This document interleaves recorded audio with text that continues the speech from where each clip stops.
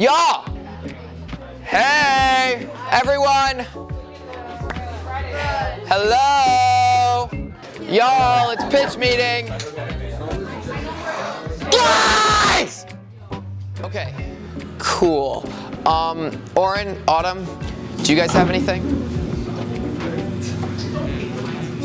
Okay. What about Take Awards? Take Awards is gonna review. Hey guys! Welcome back to Take Awards. Today we're gonna see if a geek bar or a Raz will give us cancer first. No, you can't do a segment about vaping. Jeremy would freak. Sorry. I have a pitch about the Titanic exhibition that's going on. No. The Titanic happened more than 100 years ago. How is this news? I'm sorry. What about Hamped Up? I think we should do a segment on doing trick shots. Minty, are you even good at trick shots? Y'all ready for this?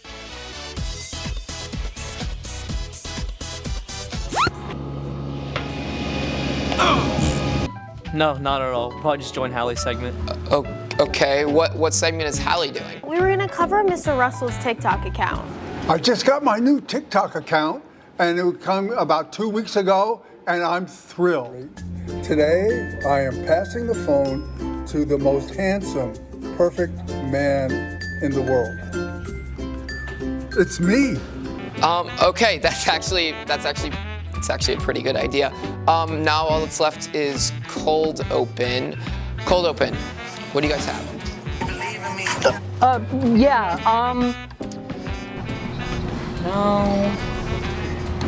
No, not Jeremy. No, definitely not. Oh, yeah, we'll make a cold open about pitch meeting. What would that even look like?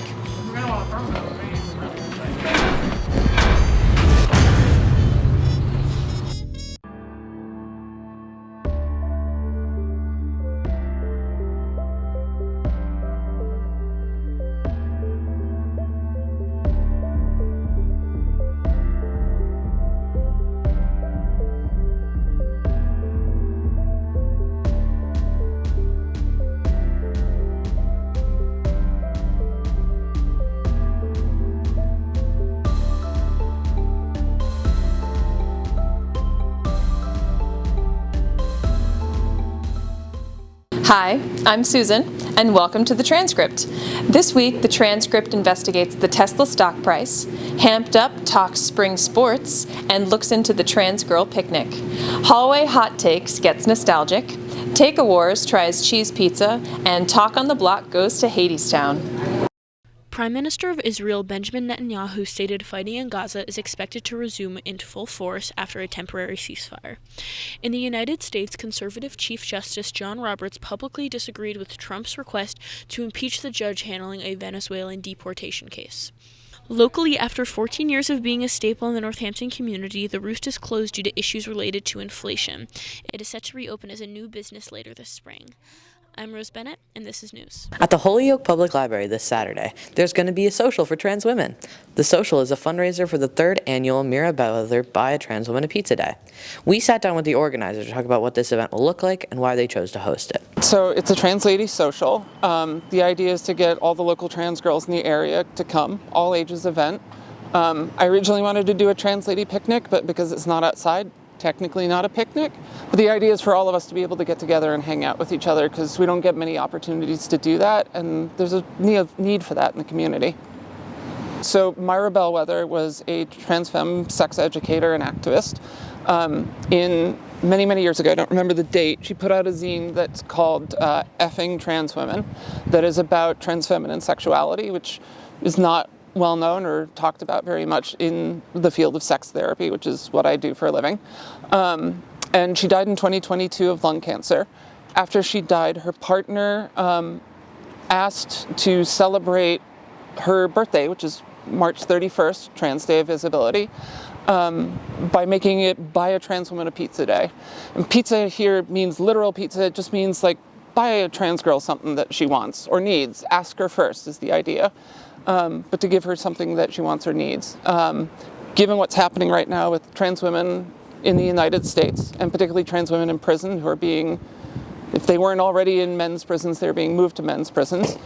Being able to provide them with some money on their commissary books means that they can buy the stuff that they need and they can trade it for things that could potentially save their life.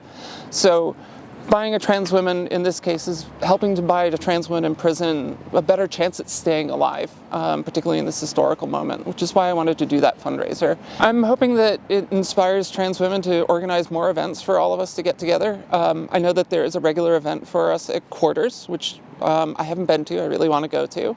But that event, I think, is not all ages, and I really wanted to promote all ages getting together, because I know that there are a lot of younger trans women who don't have opportunity to connect with older trans women.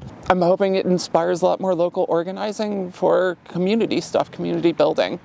There are a lot of trans women in this area. It's unusual, and we're a little bit disconnected from each other, which I hear all the time from the trans women as a therapist to the trans community. So I'm hoping to inspire more connections and more local organizing and more local community building. The picnic is tomorrow on the 22nd, 12 to 3 at the Holyoke Public Library. Please consider donating to the fundraiser via the QR code or website on screen. If you're a trans woman, please consider coming to further the trans agenda, to socialize with peers. Thank you for watching. How to get to Hades Town. You have to take a long way down through the underground under cover of night. Welcome back to Talk on the Block. Last week, Northampton High School's theater department performed Hades Town to a sold-out audience every single night. We talked to cast, crew, and strangers in the audience to find out what's really going down in Hades Town. Let's go talk on the block. Who is your favorite couple in the show? Michael Torno and Hermes. Who was your favorite pit member? Favorite pit member? Yes. I have to say Michael Torno. I loved his singing solo. Who's Michael? This guy right here. Hi. Hi. What was your favorite part of being in Hades Town? I look like shit. Okay. My favorite part of being in Hades Town was definitely the community. What did you think about the show? The which show? The show. The show playing at NHS? Correct. The matinee today? It's yes. Sunday? Well, I thought it was pretty good. I was really impressed. It was had a kind of different energy, I think, than the other plays that have been a little more like rocking and constant action. Did those flowers fall down from the center of the stage when someone sang a song to you? Well, yes, actually. What did the song sound like if you were to recreate it? La la la la la la la. Something like that, yeah. If you were Orpheus, would you have done something differently? Yeah, I wouldn't look back. Who was your favorite character from the show tonight? My favorite character was Orpheus. Yeah? Yes. Why? Because they played an electric guitar on stage while acting, and it was absolutely amazing. If you could be any character from Hades Town, who would you want to be? I identify as Vincent Van Gogh or whoever the guitar player was. I don't remember who was that again? Yeah, that was Orpheus. Oh, right, Orpheus, right, yeah. Pronunciation a little off. I really identify with that character, like being an emotional, like heart on my sleeve kind of like dude, you know? So I'm gonna say, like, just for fun, I'm gonna say Hades. Why do we build a wall? We build the wall to keep out the enemy. Which is? Poverty. So my favorite, I think the most talented, I think my favorite person was Misha because she is a great singer, she's a great actor, she's intelligent, she's beautiful, she's really sad and happy, and you really believe that she's feeling those things on stage. She really sells it. Amazing. I know that's what you were gonna ask. It's like, who's your favorite, you know? And the answer is her. Amazing. Yeah, she's amazing. Yeah. Like on a scale of 1 to 10. Amazing 10. This show. Yes, I do sing, guys. No, I wasn't in the musical. Why not? Well, because frankly, you just can't beat Silas Knight Richards, bro. He's just the GOAT, bro. Who's your favorite actor to work with? Best actor to work with? Glad I didn't have to act with Ruby Ferrari. We would have laughed too much. Maya is amazing. Maya is so awesome. And Eurydice, Misha's awesome. And freaking Morgan, or that's a tough question because it's unfair to everybody because it's a equal answer. Out of all the characters portrayed, who would you most want to be? Oh my gosh, I actually think about this a lot and I don't know the answer, but I would say either one of the Fates or maybe Persephone. Would you go to hell and back for a girl you just met? Probably not, but you know, well, depends on the girl. What about a man you just met? No. Thank you so much for watching Talk on the Block. We hope you enjoyed Hadestown as much as we did. I'm Travis Emerson. My producer is Ellie Hariandani. My associate producer is River Brunel Wojcik. Wait for me. I'll see you next time.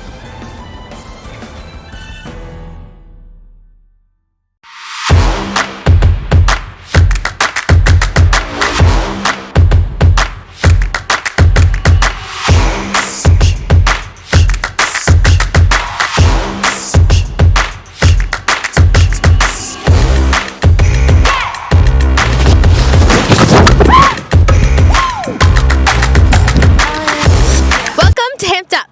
Y'all ready for this?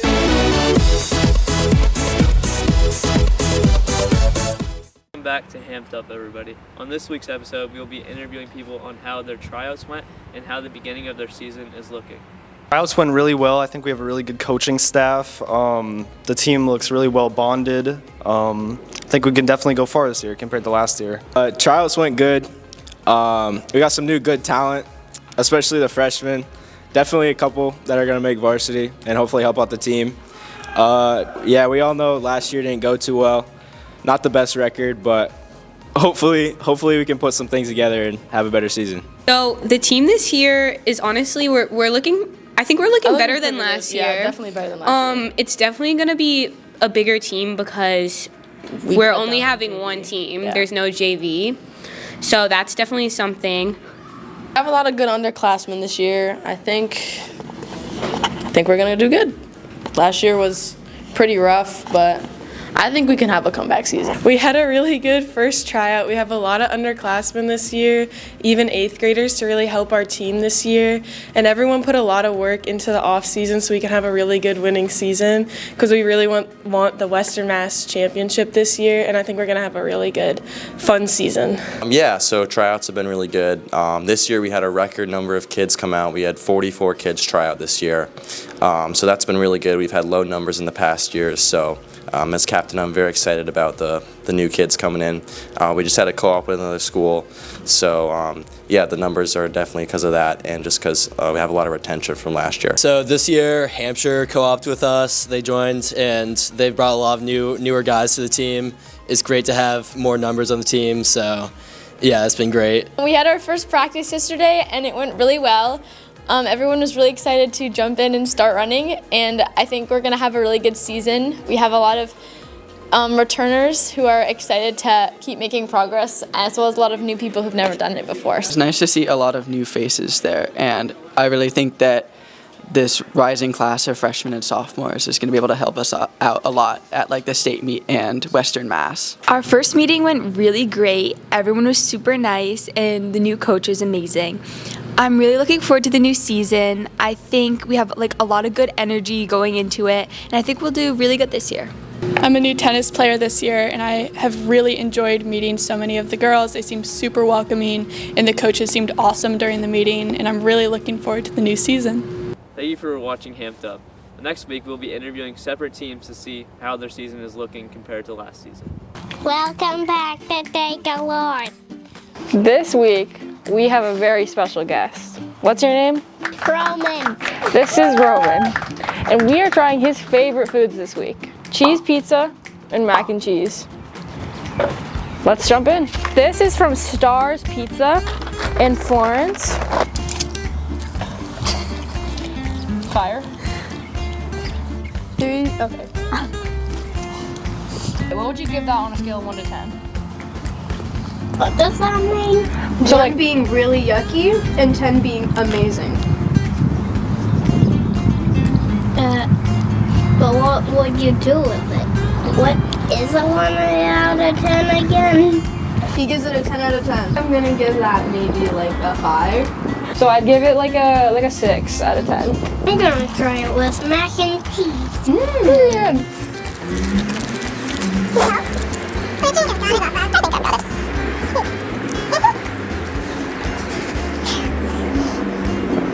Ten hours later.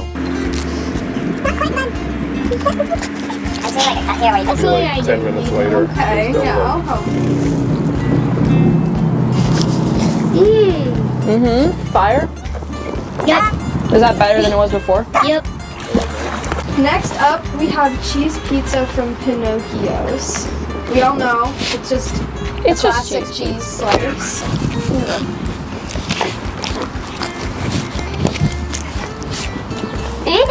Better or less good than your normal pizza? A little bit less, but still good.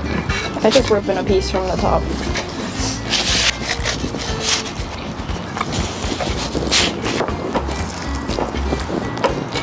That's good. Pretty standard cheese pizza. I've never had Pinocchio's cheese pizza before, I'm realizing. I only ever get pepperoni. So, I think I'm gonna give it 6 out of 10. 5. 5 out of 10? Yeah, you heard Now, me. which one do you think is better? Did you like the mac and cheese better or the pizza? Mac and cheese. Mac and cheese. What are some of your other favorite foods? Do you have any other favorite foods? Grapes. Is that it? No. Any more? I forget. Oh. Ooh. Blackberries. Blackberries are fire. What do you like the most about your dad? Everything. What's your least favorite thing? I would say taking a Band-Aid off. That's valid. That's valid. I don't like taking a Band-Aid off either. Any final words that you want to give to the people? Don't think so. Okay. Okay. Aww. That concludes. Welcome back to Hallway Hot Takes. This week we talk to people in the halls about music feels nostalgic and what they think everyone should listen to. Let's hit the halls.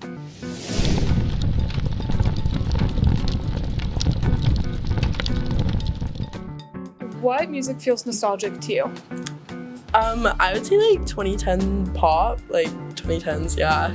I listened to a lot of Lauryn Hill when I was driving to school with my sister freshman year. 70s and 80s rock because that's the era my parents grew up in. I really enjoyed the Beatles because my grandmother really liked the Beatles and my mother really liked the Beatles. But like more specifically like Help and Yellow Submarine and stuff like that. I own every album of the Beatles. And the Beatles got their name from the Crickets. Probably like a lot of Beatles. I mean, any of their biggest songs. You're the third person. Actually? Okay, guys, never mind. I guess I'm just not original, sorry. Crickets, Beatles. So my real hero when I was a teenager was Buddy Holly, who played with the Crickets. And then John Lennon wanted to be Buddy Holly and Elvis Presley, so he imitated with Paul to make the Beatles. Who's your favorite Beatle? It was George Harrison, but now George has moved on, and it is Paul. Do you listen to any music that was in shows or movies from your childhood? Yes, I do. What do you listen to? Well, like soundtracks, like from Willy Wonka and the Chocolate Factory, like Pure Imagination. Come with me, and you'll be in a world of pure imagination. Do you listen to any music from shows that you watched when you were younger? Does Hamilton count? Yes. Yeah, Hamilton. I don't know. Not really, no. What do you listen to now? Mostly rock and metal. Yeah. Do you still listen to any Beatles? Yeah, I still love the Beatles. Usually 70s and 80s rock. I tend to listen to the oldies from the 50s, 60s, and 70s on 105.5 FM radio. That's out of Greenfield. That just plays old-time music. Thank you for watching Hallway Hot Takes. Don't forget to check out some song recommendations. Out of the 100 most polluting companies in the United States, Tesla ranked 5th. Most of this pollution comes from their gigafactory in Nevada, where battery production emits heavy metals like cobalt into the atmosphere. We spoke to local environmental economic professors to learn more. But most industrial facilities in the U.S. need to, on an annual basis, report to the public through the U.S. Environmental Protection Agency the quantity of different toxic chemicals that the facility releases into the environment. And that release can be into the air, it can be into waterways, it can be via different types of ground storage, from basically like pouring sludge into, big trenches built out back, to fairly high quality containment in lined vessels. So every single facility in the U.S. makes this report every year, and they do because of a very important piece of legislation called the Emergency Planning and Community Right to Know Act of 1986. It's called EPCRA 86. It mandates that facilities report these releases. And it does it to protect the public with right to know information. Tesla ranks very high on the Toxic 100 list. In the most recent available data, where we can do this full analysis, Tesla ranks 5th among all companies doing business in the U.S. That includes both U.S. companies and companies owned abroad that have facilities in the U.S. And that is largely because of heavy metal, and specifically cobalt releases around the Tesla Gigafactory, a battery manufacturing plant in Sparks, Nevada. So this facility transfers a little more than 12,000 pounds of cobalt into the air every year through its industrial processes. And you can see from the website I've shown you sort of how that 12,700 pound release is scored. Despite being a manufacturer of zero-emission electric vehicles, Tesla actually emits more pollution than traditional automakers. I'm Oren Jenkins, and thanks for watching.